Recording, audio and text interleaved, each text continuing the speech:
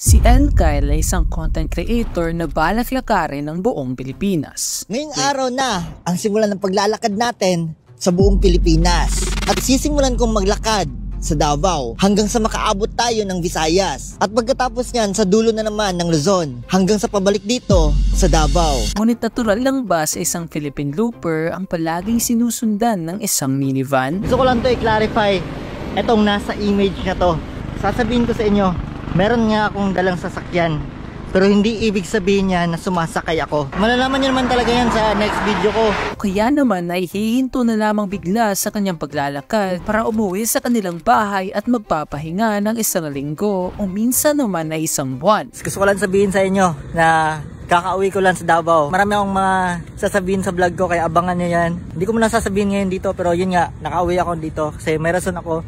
Pero babalikan pa rin natin ang paglalakad natin dito sa buong Pilipinas, mga kaelgang. Noong March 2, 2025, El Kyle uploaded a video titled "Lalakarin ko ang buong Pilipinas" and stated na lilibutin daw niya ito mula Mindanao, Visayas, Luzon hanggang sa makabalik siya sa kanilang starting point ng Davao City. Although marami ng mga tao ang nakalibot sa buong Pilipinas, El Kyle still decided na susubukan niya itong gawin. At nang dahil din maraming mga Pilipino ang gusto itong makita, sa loob lamang ng ilang mga araw ay bigla na lamang ng viral ang kanyang video and gaining over 19 million views in just a span of 3 months. Kaya ako ito ginawa tong challenge na to kasi gusto kong gumawa ng history dito sa Pilipinas. Wala pang content creator na gumawa nito. Kahit ako mismo ang unang gagawa sa challenge na to. At ito ang pinaka biggest achievement ko sa sarili ko pag nagawa kong lakarin ang buong Pilipinas. Sa sobrang kakaiba ng challenge na ito, marami sa kanyang mga audience ang hindi naniniwala na kaya niya itong gawin. Ito ang solid na trip. Mas maganda pag lalangoy ka din o kaya lalakad sa ilalim ng dagat. Dagdag na din dito ang pabago-bago niya ng mga content sa nakalipas na mga taon. Mula sa pakikipag-usap nito sa mga babae para gawa ng content, pag-explore sa mga abandonadong lugar, hanggang sa content niya ngayon na lilibutin daw niya ang buong Pilipinas. Kaya marami ng mga tao ang hindi bumibilib sa kanya until dumating ang araw na kung saan sinimulan na niya ang kanyang paglalakbay. Nagsimula ang kanyang paglalakbay mula sa Davao City Coastal Road papunta sa Valencia City, Bukidnon, habang pinapakita ang mga dala-dala nitong bagay gaya ng mga solar panels at power bank. May solar kasi ako dyan sa likod. May solar ako sa likod, so kahit mainit, may dala-dala tayong mga power bank para hindi tayo malobat. Sobrang prepared ko talaga nito. Umulan, uminit, handa ako. And stating na worth it daw ang challenge na ito. Gusto ko talaga tong i-achieve tong challenge na to. Alam kong weird, alam kong napaka-stupid, pero sobrang worth it pag natapos kong ikutin tong buong Pilipinas. He also predicted na maraming mga tao ang hindi naniniwala sa kanyang ginagawa. Hoy, baka sinasabi niyo na hindi ako naglalakad, pero legit man, naglalakad ako. Suggestion ng sir, i-record mo sa Strava ang walk activity mo para may record kung ilang steps at mamap ang nilakad mo para makita ng mga doubters at bashers mo na totoong naglalakad ka at hindi sumasakay ng service vehicle. But despite this comment stating na gumamit siya ng Strava, walang ni isang picture ng kanyang Strava journey ang nakapost sa kanyang Facebook page, making his viewers wonder kung gumagamit pa siya nito o hindi. Dahan-dahan lang tayo, guys. Hindi naman tayo nagmamadali sa ating paglalakad. Wala naman tayong hinahabol na oras. Hindi naman tayo nagmamadali sa ating paglalakad. Wala naman tayong hinahabol na oras. Ang mga katagading ito ang isa sa naging dahilan sa kauna-unahang pag-uwi ni El Kyle sa Davao City. Gusto ko lang sabihin sa inyo na kakauwi ko lang sa Davao. Marami akong mga sasabihin sa vlog ko, kaya abangan nyo yan. Hindi ko muna sasabihin ngayon dito, pero yun nga, nakauwi ako dito kasi may rason ako.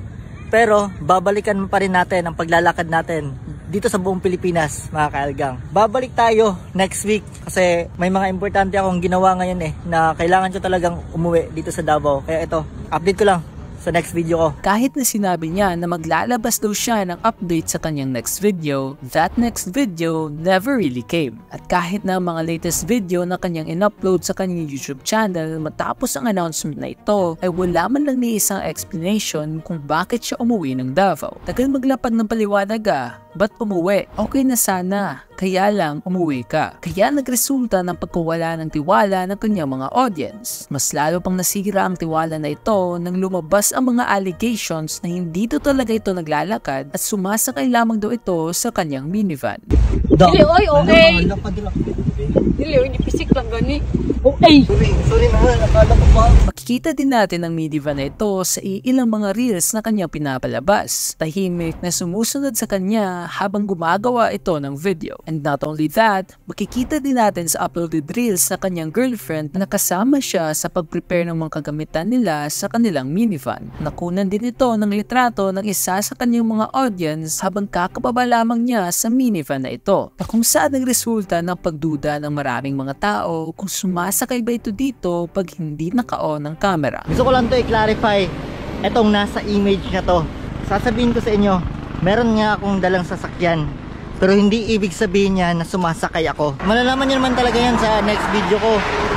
Meron lang talagang isang fan, nagpapanggap na fan doon sa tinirahan ko.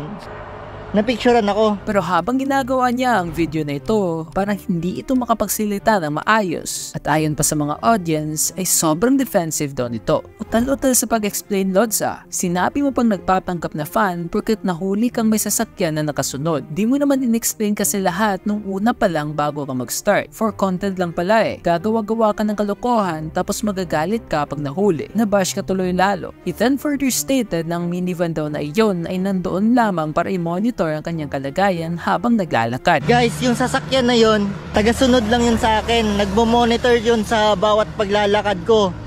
Tinitignan niya kung safe ako or kahit anong mangyari sa akin, baka mag-collapse ako dito sa daan. Napaka sobrang init dito. Ngunit huli na ang lahat dahil ang mga tao na dating sumusuporta sa kanya ay nagdududa na kung nagsisinungaling lang ba ito o hindi. Dagdag pa natin ang mga imahe na pinapakalat nila sa comment section at ang pag-repost nito ng mga videos na ginawa pa noong March 2025 at in-upload noong buwan ng June. Kaya't na nakakawala talaga ito ng gana para sa ibang mga tao na patuloy siyang suportahan. Pero sa kabila ng lahat ng kaganapang ito, pinagpatuloy lamang ni El Kyle ang kanyang paglalakad hanggang sa dumating na ito sa syudad ng Cagayan de Oro. Mahigit 400 kilometers mula sa kanyang starting point ng Davao City. Dito na tayo sa Cagayan de Oro, dito sa Puerto.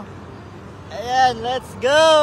Visayas! Coming soon. See you soon, ha? At ilang kilometro na lang ay makakatawid na ito sa lugar ng Visayas. Ngunit bigla na lamang itong naglabas ng isang video na umuwi na naman daw siya sa Davao City. Hindi na lang muna kami tatawid papuntang Visayas. Namatay kasi yung mama ni Candice nung first week of June. At napag-desisyon na namin na aantayin na lang namin ang 40 days ng kanyang mama bago kami tatawid sa Visayas. At sana maintindihan nyo ang rason ko kasi mas pipiliin ko pa ang pamilya namin kaysa yung paglalakad ko. Pero babalik pa rin tayo sa paglalakad. Kung saan tayo nag-stop, doon tayo magkukontinue. Lilibutin ang Pilipinas pero uwian? Yan na nga sinabi ko. Uwi isang buwan, lakad isang linggo. Matagal ka na namin iniintindi, boss, sa pinaggagawa mo. Sa 2 beses na bumalik ito sa kanyang starting point, paunti-unti nang nawawala ng gana ang mga tao na sumusuporta sa kanya. Dahil para sa kanila ay parang niloloko na lamang sila ng content creator na ito. At napapatanong na lamang din ng iilan kung matutuloy pa ba ang kanyang paglalakad.